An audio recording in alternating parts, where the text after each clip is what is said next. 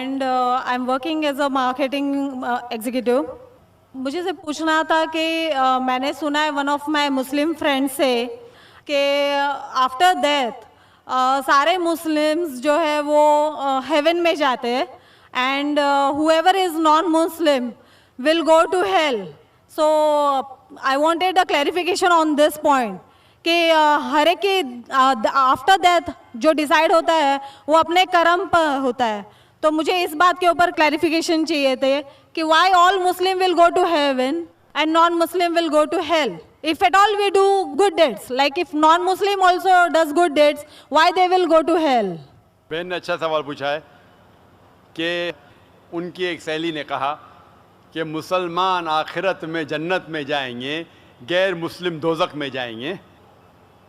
मुस्लिम मतलब वो जो अमन हासिल करता है, अल्लाह सुब्हानहू व तआला के अहकामात के मुताबिक चलता है, कुरान और सही हदीस पे अमल करता है, उसे कहते हैं सही मुस्लिम. ये बिल्कुल सही है कि जो अमली तौर पे सही मुसलमान है वो इंशाअल्लाह जन्नत में जाएगा.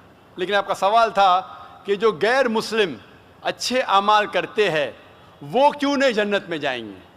बहन, जन्नत में जाने के लिए 4 शराइत है.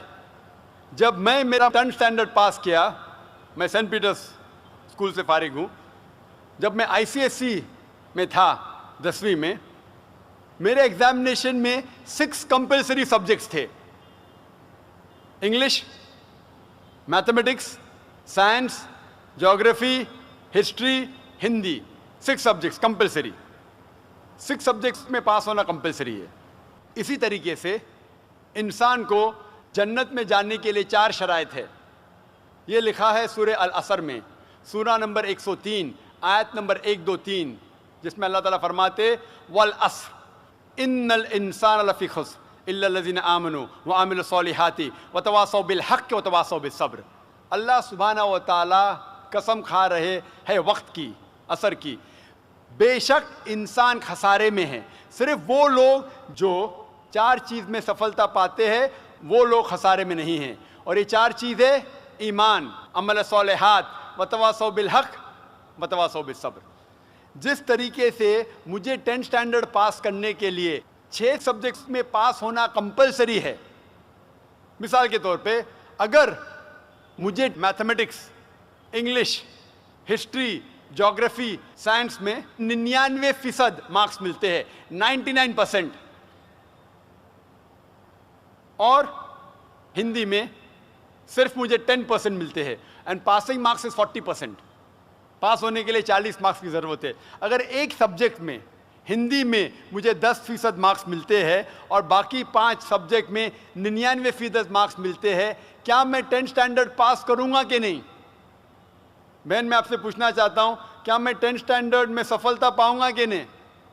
एक सब्जेक्ट में 10%, बाकी 5 सब्जेक्ट्स में 99%, क्या मैं 10th स्टैंडर्ड पास करूंगा कि नहीं? नहीं. क्यों?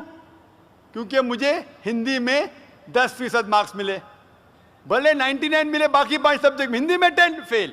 उसी तरीके से जन्नत में जाने के लिए सूरह अल असर के हिसाब से 4 चीज़ें ज़रूरी है. ईमान, अमल सॉलिहात, नेक अमाल जो आप कह रहे, वतवासौ बिल हक़, लोगों को हक़ की तरफ बुलाना, वतवासौ बिस सब्र, लोगों को सब्र की तरफ बुलाना. 4 चीज़ें ज़रूरी है. एक भी चीज़ अगर इन चारों में से मिसिंग है, मौजूद नहीं है, अगर आप एक भी चीज़ में फेल होते हैं तो आप जन्नत में नहीं जा सकते.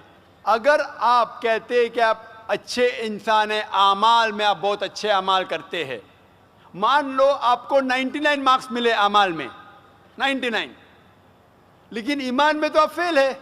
आप ये नहीं मानते कि अल्लाह एक और मोहम्मद सल्लल्लाहु अलैहि वसल्लम आखिरी पैगंबर है, जो सारी मजहबी किताब में लिखा है, तो आप ईमान में फेल है. आप कितने भी नेक काम करो, 99% मिले, 100% मिले, बाकी 3 हिस्से में ईमान में लेकिन फेल हुए, तो आप जन्नत में नहीं जाएंगे.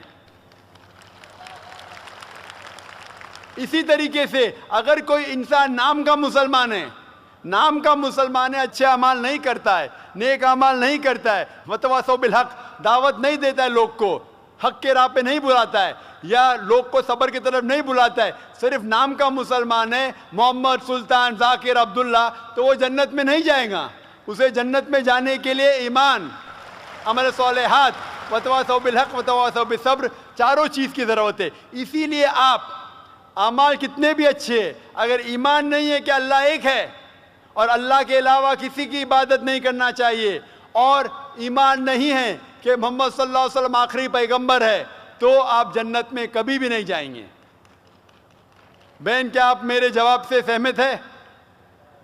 Yes. Thank you for clarifying the point.